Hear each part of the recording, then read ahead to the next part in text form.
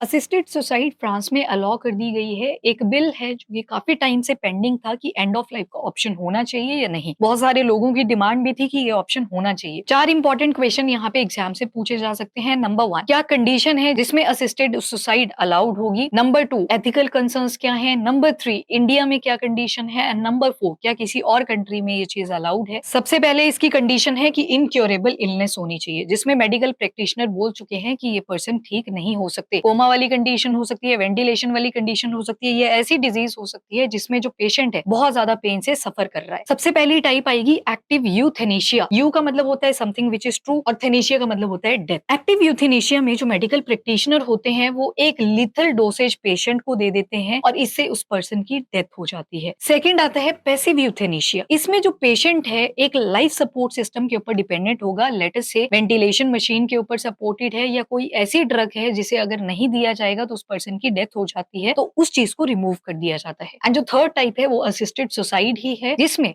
Medical practitioner just बता देगा कि ये वाली जो डोसेज है अगर इस पेशेंट को दी जाती है तो इस पर्सन की डेथ हो सकती है। तो यहाँ पे मेडिकल प्रैक्टिशनर ने जस्ट रिकमेंडेशन दी है, चॉइस आगे जो पेशेंट है और जो उनके किन्स होंगे उनकी ही रहेगी। फिर सेकंड क्वेश्चन आता है एथिकल इशू। नंबर 1 तो राइट टू लाइफ को लेके ही है। आप इंडिया के कॉन्टेक्स्ट में अगर देखोगे आर्टिकल नंबर 21 आता है जिसमें राइट टू लाइफ बोला हुआ है, right to die with dignity का कॉन्सेप्ट दिया हुआ है, तो सभी को जीने का अधिकार है। तो यहाँ पे तो सुसाइड की बात करी गई है। दूसरा रीजन है मेडिकल एथिक्स। जब डॉक्टर्स की ट्रेनिंग होती है तो उन्हें सिखाया जाता है कि टिल लास्ट ब्रेथ, मतलब आखिरी सांस तक भी आपने पेशेंट को बचाने की ट्राई करनी है। तो ये जो आपने असिस्टेड सुसाइड का कॉन्सेप्ट देखा ये उसके भी अगेंस्ट है। Then allegation of malpractices. कुछ कंट्रीज हैं जैसे नीदरलैंड, बेल्जियम, यहाँ पे बहुत सारे केसेस सामने आए कि जो मान लो कपल है उनके बच्चे हैं, बच्चे कुछ डोजेज उनमें इंड्यूस करना शुरू कर देते हैं जिस वजह से पेरेंट्स कोमा में चले जाते हैं और प्रॉपर्टी बच्चों को तो मिल जाती है पर किस बेसिस पे? असिस्टेड सुसाइड के बेसिस पे। थर्ड क्वेश्चन आता है legal status in India. As such there is no law जो कि यूथेनेशिया से रिलेटेड है इंडिया के अंदर, पर पैसिव यूथेनेशिया अलाउ करा गया था। 2011 में एक केस आता है Aruna Shanbaug case versus Union of India. हुआ क्या था, अरुणा जी का रेप हुआ था, इनको स्ट्रेंगुलेट कर दिया गया था, ब्रेन पूरी तरह से डैमेज हो गया था और ये 42 ईयर्स तक वेजिटेटिव स्टेट में ही रही, यानी कि वेंटिलेशन मशीन पे ही रही। फाइनली इस पेनफुल सिनारियो से कोर्ट का डिसीजन आया था कि इन्हें पैसिव यूथेनेशिया दे दिया जाए, यानी कि जिस लाइफ सपोर्ट सिस्टम के ऊपर ये डिपेंडेंट थे उसको रिमूव कर दिया गया था। पर